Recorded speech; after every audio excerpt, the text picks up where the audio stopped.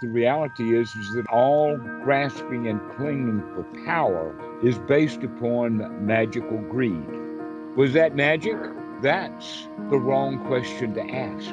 The right question to ask is, did you get a load of that? So the real power is the observation and making the connections rather than trying to gain control over some magical concept called serendipity or synchronicity. Okay, so today we want to talk about synchronicity, or as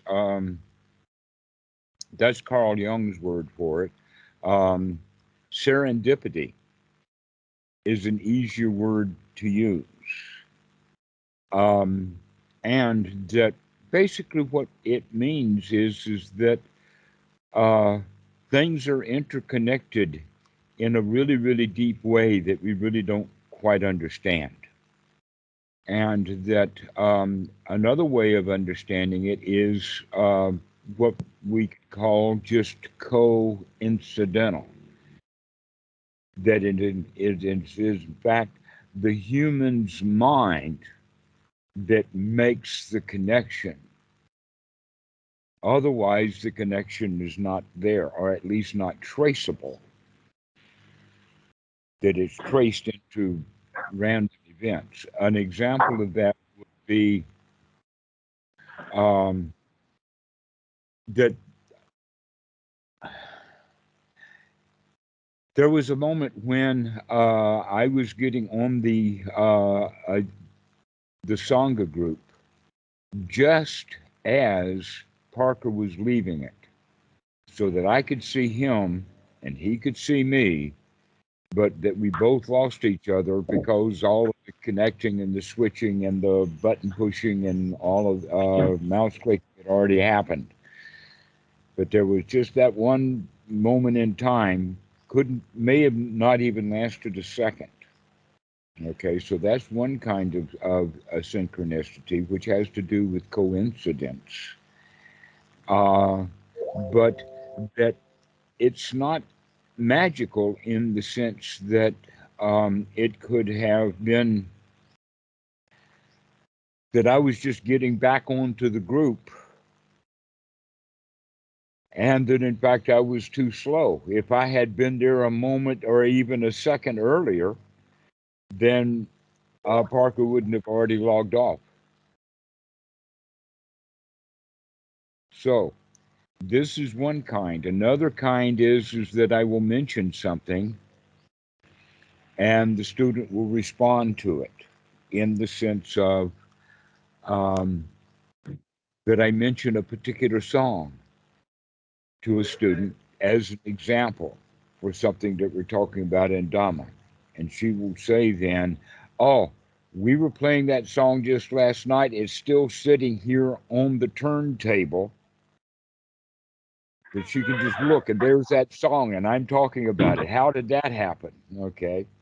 Another example of it would be when two old friends that I haven't seen for months happened to call at the same time on Skype. Not expecting it, just out of the blue, and both of them just make a call. All right. So the question is something happening that we're unaware of, or is something happening that we're not aware of, but it all happens within the human mind? Making those connections. All right. So if we say then that the human mind is making those connections, normally those kind of connections are made when someone sees it often. It's because they're paying attention. And those kind of things just happen a lot. Just because of coincidence, just because of serendipity, just because of happenstance. But so much stuff is happening all the time that there's bound to be things that are happening all the time that a human will grab a hold of and say, look at that connection, look at that. But in fact, the things are not really connected other than that the human can see the connection there. And what that means then is that people are paying attention. They're looking at what's going on, but they're not necessarily either bragging about it as if they are special because they can see things, or the other one, which is getting magical thinking about hoping that we can control that or we can make serendipity happen more often, or that we can predict when serendipity is going to happen, and other things like this. Okay, that's a bit too far. That's a bridge too far. That's real magical thinking. So there is a kind of a bit of magical thinking in the seeing of the connection itself, to where, in fact, the example of the phonograph record is that just because we enjoyed the same kind of music doesn't mean anything, right? There's another example of that, and I was talking to a student and mentioned an activity, and so I started talking about dishwashing, washing this dish. Rather than looking at the pile that has to be done, we're just enjoying this dish. And he immediately pops up and says, "I'm a professional dishwasher." And he was really blown out that I would use that as an analogy, because he didn't tell me that he was a dishwasher. All right. Was that magic, or was that just merely a connection that the humans made? The question is, uh, basically, without that kind of answer, because that's the wrong question to ask. The right question to ask is, did you get a load of that? And start enjoying all of this serendipity, start enjoying all of these coincidences, to recognizing that the world is, in fact, a symphony orchestra, that the whole thing is not wired or geared together. It's just kind of in sympathetic vibration, that things just kind of happen, um, gotten into a rhythm. And so that's the way of looking at it, is that the universe is kind of in a rhythm, and things happen like that on a regular basis. And that it is a great joy for us to be able to see that stuff, to recognize that there it is. But it is greed to want to control it. That in fact we don't even understand what it is. You can take the analogy of people going hunting, and that all they saw was the flash of something brown going like that way off in the distance, right? That's all they saw. They just saw a flash. Okay, that was serendipity right there. That if he happened to have not been looking at that particular second, he would have just not seen it. But because now they're out hunting, when they see that, they make the connection, oh, that's my bear. And so now they have to go catch it, kill it, right? Unlucky for the bear that serendipity happened. But really, it's the greed in the man's mind. That's my serendipity, or that's my bear, that gives rise then to the delusion that we can control the serendipity itself, rather than perhaps the object of the serendipity. And this is magical thinking, and yes, it is old, because serendipity has been happening, synchronicity has been happening for many thousands of centuries. It's just that humans are paying attention to it now. But even in the time of the Buddha and before, and in India with the yogis and all of this kind of stuff. And if the yogi has willpower, that means that he has the power to see the serendipity and get a big kick out of it. But that does not mean that he can control it, because it's something that's happening outside. And so this kind of magical thinking is part and parcel of ordinary life. We think that this is kind of magical powers belong in the realm of religion, and also that Buddhism belongs in the realm of religion, but in fact they're quite separate in the sense that magical power is nothing but just a kind of power. And that what makes it magical is the impossibility of it. The impossibility of it is what makes it magical, because all of the other, for instance, real power, like for instance Putin, or what's happening in Hungary, or the destruction of one lifestyle in a society, that's happened many times. Societies have risen and fallen. So the kind of powers that create that are real, but they're rare.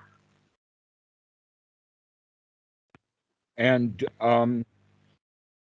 that when people are trying to bring about a change in civilization, like is, for instance, happening in many places in the world today, a lot of people are using magical power or the power of their religion in order to bring about actual, real, powerful changes.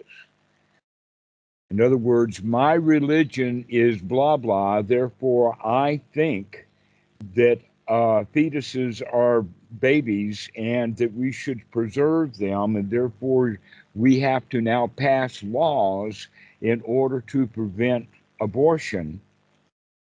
That kind of thinking is magical thinking, and here the magical thinking is that that is my baby. When in fact it's not. It's not even a baby. It's just a magical thought. And so magical thinking and power often go hand in hand. And so we can call it a magical power, but in fact the reality is that almost all grasping and clinging for power is based upon magical greed.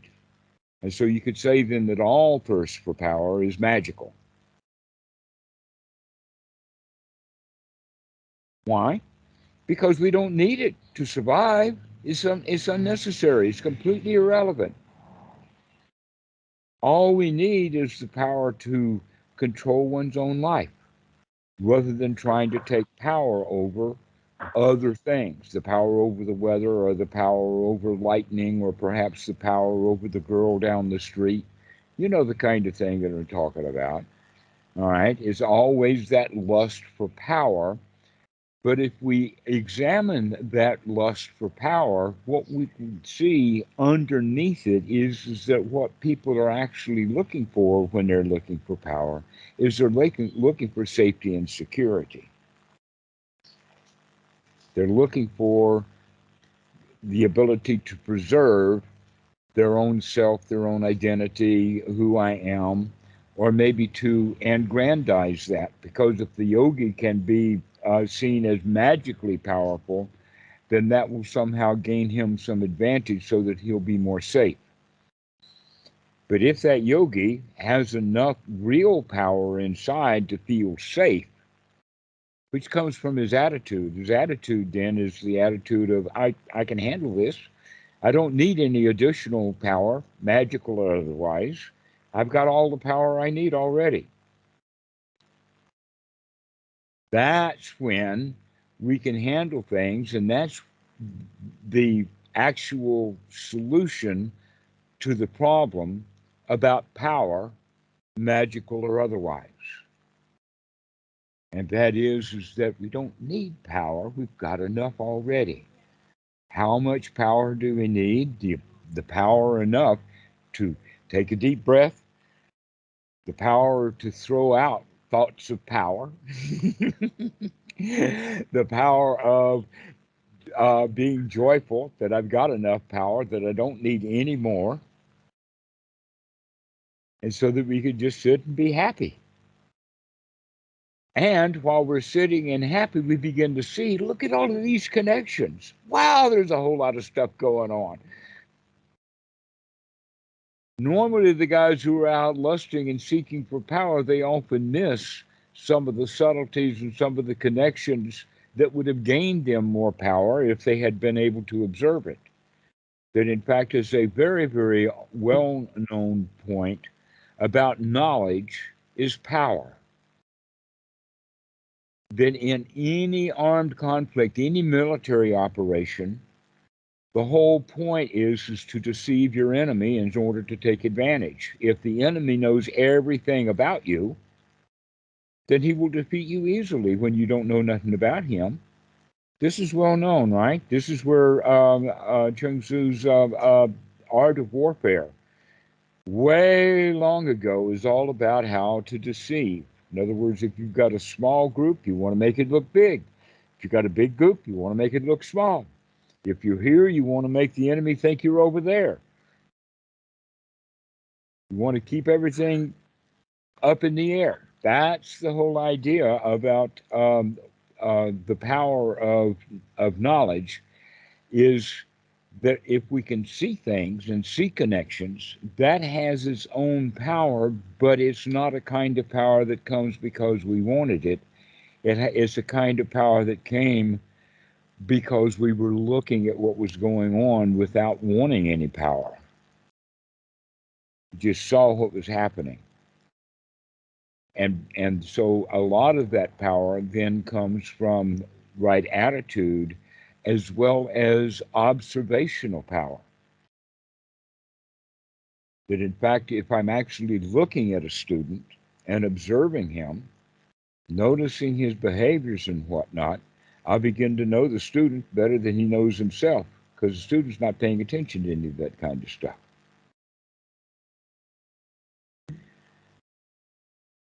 So that's another way of looking at it, is that real power comes from knowledge. Real power comes from knowledge that's gained through observation, to being able to see connections and putting things together. That in fact, that's what makes the human mind that has the kind of power that it does. And that is that frontal cortex is very good at observing and making connections, seeing how things are pointing, looking at the direction that things are going in. But almost always that takes too much work for people, that we actually are quite lazy. And so we would rather follow our instincts just to go along to get along and not really have to pay that much attention. And so, in fact, this skill that we're developing, this skill of sati, is the skill of waking up and paying attention, remembering to observe, remembering to see, remember to continue to take in new information rather than relying upon the old information. So this is where power comes from, not from wanting it, especially wanting magical power, because all we're left with is a state of want. Because we never got what we wanted. We didn't get the mind in the right state to be able to gain real power. So the real power is the observation and making the connections, rather than trying to gain control over some magical concept called serendipity or synchronicity. It's some sort of magical force out there in the universe someplace.